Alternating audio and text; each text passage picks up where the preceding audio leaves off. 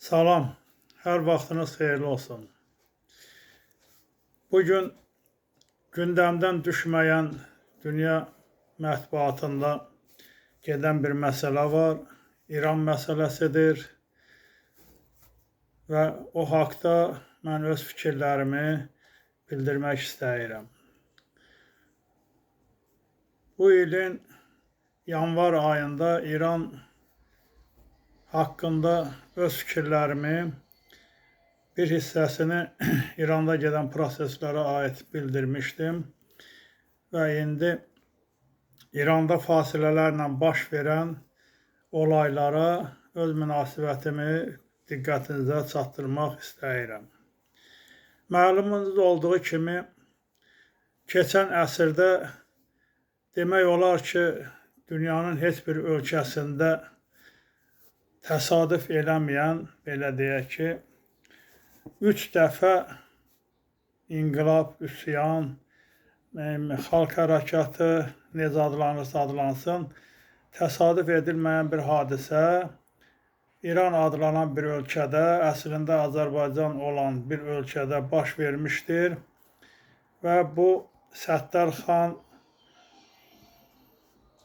xiyabani və pişəvari hərəkatları deyək, inqilabları deyək, üsyanları deyək ki, necə adlanırsa, yəni bir əsr ərzində 3 dəfə belə bir hərəkat, inqilab baş verən ölkədə hamısı nəticəsiz sonlanmış və məğlubiyyata düçar edilmişdir.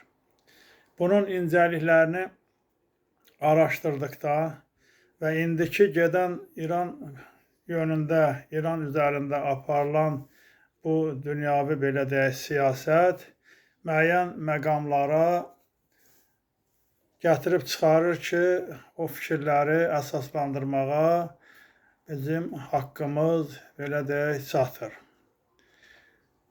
Əvvəla bu hərəkatlar deyək, inqilablar deyək, üsyanlar deyək, haqqında bir qısa fikrimi söyləyim, yəni məlumatları diqqətinizə çatdırım. Səttarxan hərəkatı, yəni o vaxt məşrutə inqilabı, İran konstitusiya inqilabı və ya İran burjua inqilabı adlanıb 1905-11-ci illəri əhatə eləmişdim.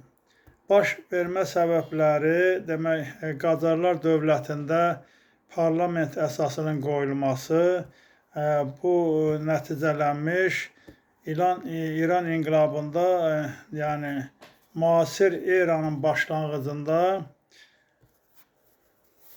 fundamental dəyişikliklərə səbəb olan bir proses, inqilab olmuşdur.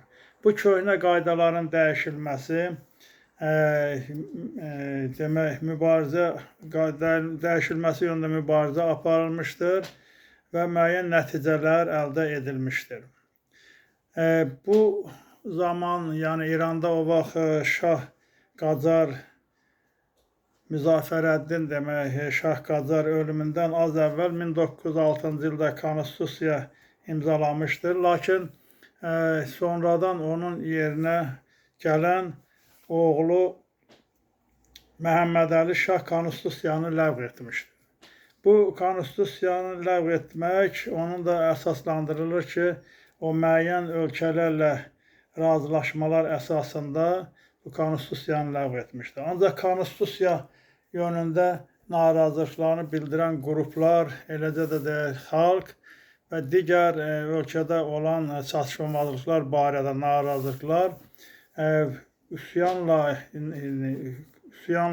nəticələnmiş və həmin, belə deyək ki, şah məcbur edilmişdir ki, öz taxtını oğluna, kiçik oğluna versin. Və bundan sonra konstitusiya yenidən bərpa olunmuşdur. Ancaq buna baxmayaraq, müəyyən qüvvələr qeyd edildiyi kimi öz işlərin müəyyən fasilə verdikdən sonra görmüşlər. Cənubi Azərbaycanda, demək, 19 mart 10-cu ildə Səttarxanın rəhbərliyi ilə Tehrana yürüş edilmiş. Səttarxan və Bağırxanın fədai dəstələri Təbrizdən yola düşərkən İran monarxiyası Rusiyadan kömək istəmiş və Rusiya ordusunun müdaxiləsi nəticəsində bu inqilab 1911-ci ildə süqut etmişdir. İkinci belə bir hərəkat qısa müddətdən sonra, yəni 1920-ci ilin aprelində Cənubi Azərbaycanda Şeyx Məhəmməd Xiyabanının hərəkatı deyilən Qacar hökumətinə qarşı və İngilis müstəmləkəçiliyinə qarşı baş verən inqilab hərəkat olmuşdur. Bunun nəticəsində Azadistan, yəni azad ölkə adlanan Cənubi Azərbaycanda dövlət qurulmuş, muxtariyyət tələb olunmuşdur. 1919-cu il ərəfəsində İranda demək İran və ingilislər arasında müəyyən müstəmləkə xarakterli müqavilənin bağlanmasına etiraz əlaməti olaraq bu inqilaba səbəb olmuşdur. Və inqilaba idarə edənlər demək Azadistan, yəni Azərbaycan Demokrat belə firqəsi deyək, partiyası deyək, rəhbərlik etmiş və bu cümhuriyyətdən muxtariyyət tələb İrandan muxtariyyət tələb olunmuşdur, mərkəzi Təbriz olmaq şərti ilə. Bu hərəkat da 1920-ci ilin sentyabr ayında demək hərbi müdaxilə nəticəsində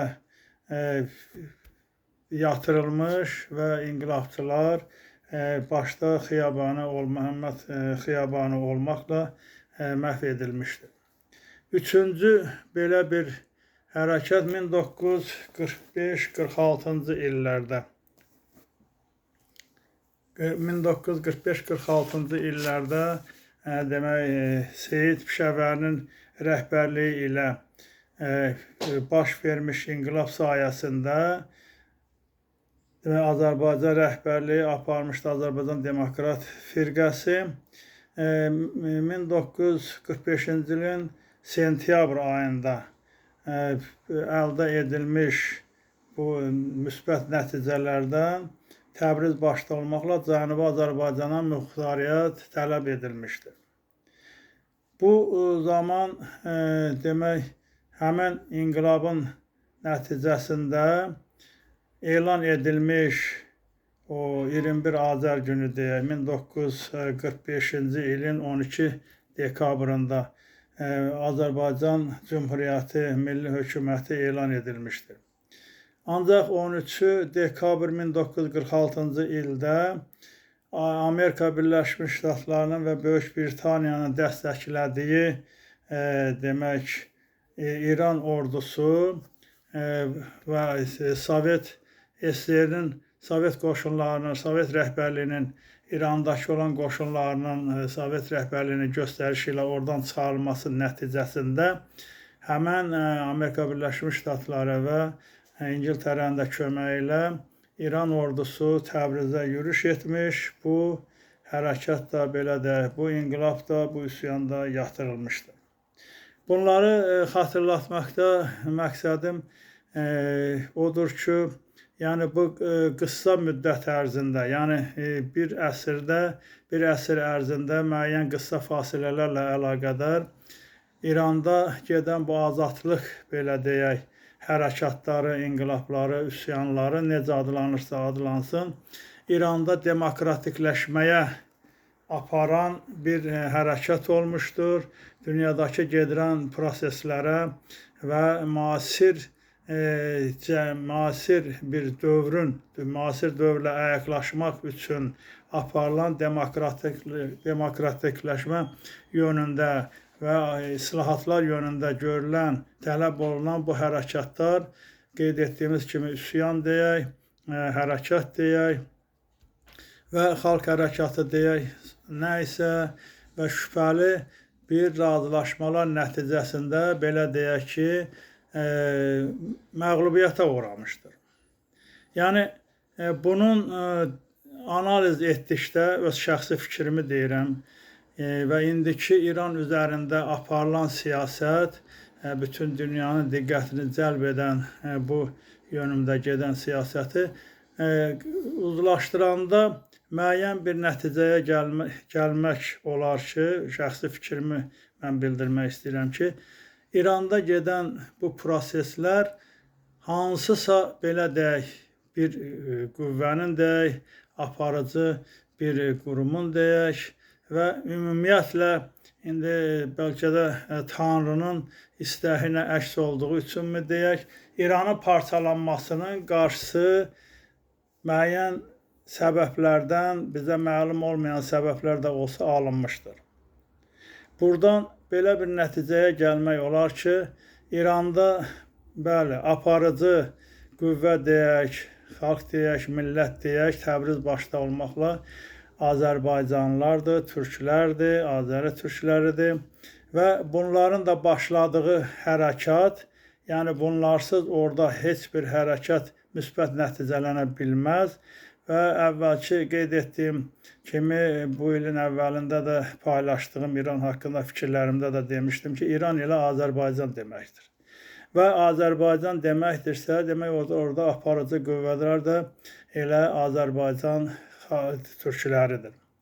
Və bunların da başladığı hərəkatların keçən əsrdə 3 dəfə qısa fasilələrlə başladığı hərəkatlar və Təbriz başda olmaqla Cənubi Azərbaycanda muxtariyyət deyək, milli dövlət deyək qurulmasına aparan bu hərəkatlar, inqilablar da sonda məğlubiyyətə uğramış və aparıcı başda olanlar da müəyyən təzyiqlərə, belə deyək, qətillər də başda olmaqla aradan götürülmüşdür.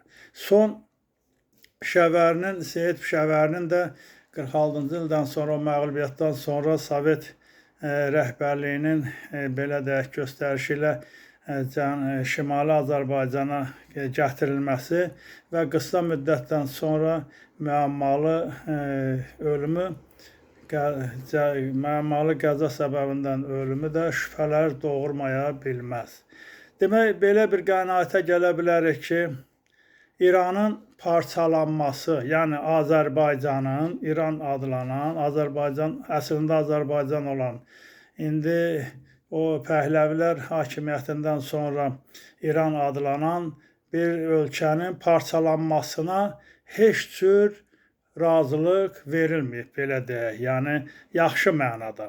Hansı ölkələr, yəni aparıcı ölkələr, inkişaf edilmiş ölkələr deyək, orada marağı olan ölkələrin də hansı səbəbdənsə İranın parçalanması gündəmdə olmayıb. Halbuki belə onu da etiraf edək ki, elə biz orada aparıcı qüvvələr olan Azərbaycanlıların da, yəni Azəri türklərin də öz istəkləri olsa belə onun da qarşısı məlum olmayan, bizə məlum olmayan səbəblərdən alınmışdır və İranın parçalanmasına imkan verilməmişdir. İndi belə qənaətə gəlmək olar ki, mən şəxsi fikrimi deyirəm ki, hal-hazırda İranda gedən proseslərdə orada Kürdlərin, ərəblərin, bəlzuqların və digər belə deyək xalqlar, etniklər deyək də belə özlərini etniklər sayanların da istəkləri, yəni İranın parçalanması yönündə istəkləri həyata keçirilməyəcək. İran, yəni Azərbaycan elə bütöv qalmalıdır və inanıram ki, belə də qalacaq. Mən ilin əvvəlində paylaşdığım, öz fikirlərimi dediyim videoda da üzr istəyirəm, bildirmişdim ki, orada ən optimal variant demək, hazırki prezidentin, Pezeşkanın legitimliyini nəzərə almaqla İranın vahidliyi qorunub saxlanmalıdır və orada dünya siyasətinə, daxili istəklərə uyğun gəlməyən hakimiyyət dəyişikliyi məqbul sayıla bilər. Buna etiraz edən, buna qarşı çıxan qüvvələr aradan götürüləcək. Yəqin ki, proseslər bu səmtdə gedir və inanmaq olar ki, İranın bütövlüyü saxlanılacaq və orada legitim prezidentin ətrafında, yəni onun o başda olmaqla xalqın istəyinə uyğun İranın, yəni Azərbaycanın bütöv saxlanılması şərti ilə demokratikləşmə, islahatlar gedəcək və dünya siyasəti ilə uyğun ayaqlaşan, eləcə də demokratik dünyavi dövlətin qurulması, bərpa olunması, belə deyək, yönündə işlər müsbət nəticələnə bilər. Hal-hazırda yəni bunları xatırlatmaqda mən hələ indi orada bağlanmış əsrdən əvvəl İranın, belə deyək, Azərbaycanın parçalanması yönündə bağlanmış müqavilələrin indi necə qüvvədə qalması, onların qüvvədən düşməsi və ya onların necə istifadə etməliyik ki, o müqavilələrin istəyimizə uyğun hüquqi tərəflərini tapıb İranın, yəni Azərbaycanın bütövləşməsinə, bütöv qalmasına və dünyəvi dövlətə çevrilməsinə, dünyəvi dövlətə belə deyək, bərpa edilməsində öz istəklərimizi həyata keçirə bilərik. Bu da qeyd etdiyim kimi hal-hazırdakı ən optimal variant legitim prezidentin legitimliyini tanımaqla prosesləri bu yöndə aparılmasına inanmaq istərdim ki, dünyanın aparıcı qüvvələri də, bütün beynəlxalq təşkilatlar da bu yöndə öz köməkliklərini İranda yaşayan xalqa, millət belə deyək, göstərəcəklər və onların istəklərinə uyğun dünyada gedən proseslərlə ayaqlaşa bilən demokratik dünyavi bir dövlətin qurulmasına nail olacaqlar. Mən bir daha diqqətinizə öz fikirlərimi çatdırmaq üçün bu qısa fikirlərimi, gəldiyim qənaəti nəzərinizə çatdırdım və ümid edək ki, elə bu yöndə bizim doğma Azərbaycan dövlətimiz, hansı ki, onun demokratikləşməsi, dünyəvi dövlətin bərpası dünya siyasətində mühüm rol oynayacaq və dünyanın gələcəkdə xoş niyyətli nizamlanmasında dünya mərkəzlərindən biri olub və onun olacağı, mərkəz olacağı bərpa olunub həyata keçiriləcək dünyamız xoş niyyətli istəklərinə nail olacaq. Bu yöndə bütün xalqımıza, millətimizə uğurlar arzulayıram və bizim də nə imkanımız daxilində gedən proseslərin, yəni Azərbaycanımızın, indi İran adlanan Azərbaycanımızın bütöv qalması yönündə bütün imkanlarımızı səfərbər eləməliyik ki, o istəklərə nail olaq. Hansı ki, qeyd etdiyim kimi, xatırlatdığım o tarixi prosesləri, analizləri də nəzərinizə çatdırdım ki, 3 dəfə olan, özümüz də bəzən, bəlkə bilərəkdən, bilməyərəkdən də Təbriz başda olmaqla bir hissədə milli demokratik dövlət qurmaq istəyimiz də həyata keçməmişdir. Bəlkə elə bunun da görünməyən tərəfdən xeyrimizə olan bir hərəkat, bir nəticə kimi, belə deyək, təəssüfləndirici hal odur ki, müəyyən qurbanlar vermişik bu 3 inqilabda, hərəkatda, belə deyək, onlara təəssüflənərək, ancaq bir məqamı müsbət qiymətləndirmək olar ki, İran, Azərbaycanımız bütöv qalmışdır və bu bütövlüyü biz qeyd etdiyim kimi əbədi saxlayıb dünyanın aparıcı mərkəzlərindən birinə çevirəcəyik. Diqqətinizə görə çox sağ olun. 18 iyul 2026-cı il.